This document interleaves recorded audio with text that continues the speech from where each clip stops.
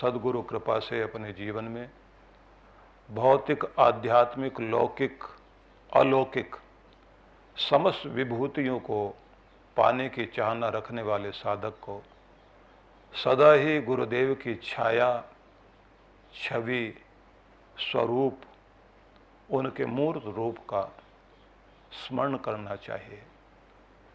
उनके नाम का प्रतिपल प्रतिक्षण जप करना चाहिए और सदैव गुरु की आज्ञा का जीवन में जब भी कभी किसी भी प्रकार के विपरीतताएं हों, संकट हों, तो उन सब को दूर करने के लिए प्रार्थना करते हुए भी गुरु की आज्ञा का पालन निष्ठापूर्वक करना चाहिए।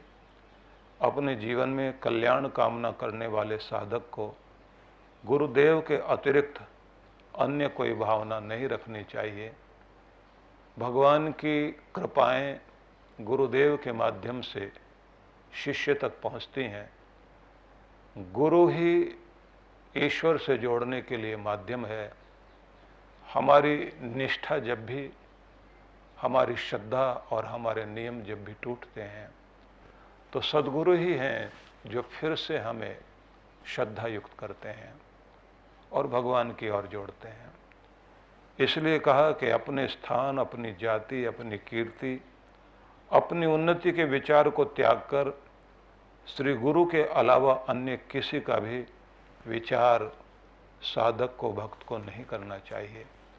उसकी श्रद्धा सदैव गुरु में लगी रहे।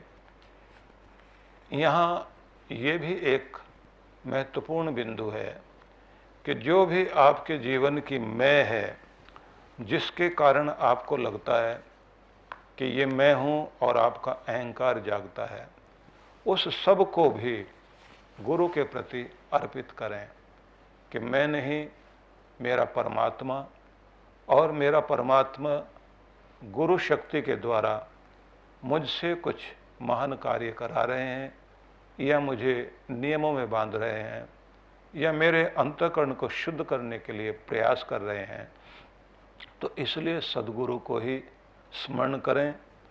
और आगे फिर कहा है, अनन्यश्चिन्तयन्तो माम सुलभम परमम पदम तस्मात् सर्व प्रयत्नेन गुरो आराधनम करो।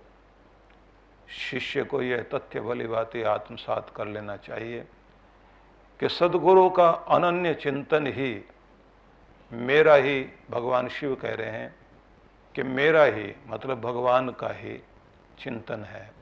गुरु की ओर जाते ही आप प्रभु की ओर मुड़ रहे होते हैं, क्योंकि वही द्वार है। गुरु का द्वार ही परमात्मा की ओर जाने का द्वार है। इससे परम पद की प्राप्ति सहज सुलभ हो जाती है। इसलिए कल्याण कामना वाले साधक को प्रयत्नपूर्वक गुरु आराधना करनी चाहिए।